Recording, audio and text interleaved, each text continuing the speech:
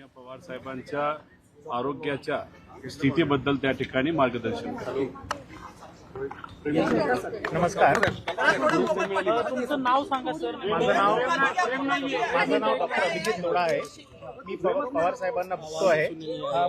थोडंसं physical exertion झाल्यामुळे छातीत कफ झालेला आहे, म्हणजे छातीत थोडंसं कंजेशन आहे आणि आम्ही योग्य त्या तपासण्या पाठवलेल्या आहेत आणि ट्रीटमेंट चालू आहे.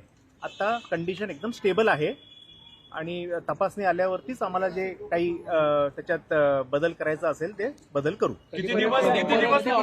आता तपासणीचे रिपोर्ट आल्याशिवाय आम्ही आता काही सांगू शकत नाही. आता कंडिशन स्टेबल आहे आणि तपासणीचे रिपोर्ट आल्यावरतीच आम्ही पुढची ट्रीटमेंट काय बदल करायचं ते ठरवू.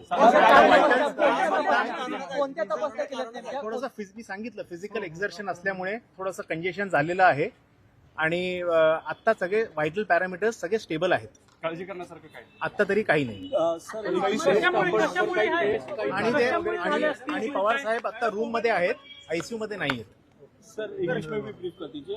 How's the situation of? See, because of physical exertion, there was some congestion in the chest. We have sent the appropriate investigations and started the appropriate treatment. The further modifications in the treatment will be decided once we get the investigation reports. He is admitted to a private room, and at the moment, all the vital parameters are stable. What are the vital parameters? By vital parameters, you mean the oxygen level, the blood pressure, the saturation, everything has been normal. It is because of physical exertion 2-3 दिवसापासून त्रास असेल. सरांच्या 2-3 दिवसापासून त्रास आहे. नाही बोलतायत sir, बोलतायत. 2-3 तासात आपल्याला रिपोर्ट मिळेल. मुंबईला शिफ्ट करणार आहेत का साहेबांना? नाही असं तर मला माहित नाही. दादा कार्यकर्ते इकडे यायला लागले. मी सर्व कार्यकर्त्यांना विनंती करतो, आपण अजिबात हॉस्पिटलला येऊ नका, कारण हॉस्पिटलमध्ये इतरही सर्व पेशंट आहेत आणि आत्ताच जसं डॉक्टरांनी सांगितलं की पवार साहेबांची तब्येत आता नॉर्मल आहे. आयसीयू मध्ये पवार साहेब नाही आहेत, एका प्रायव्हेट रूममध्ये आहेत.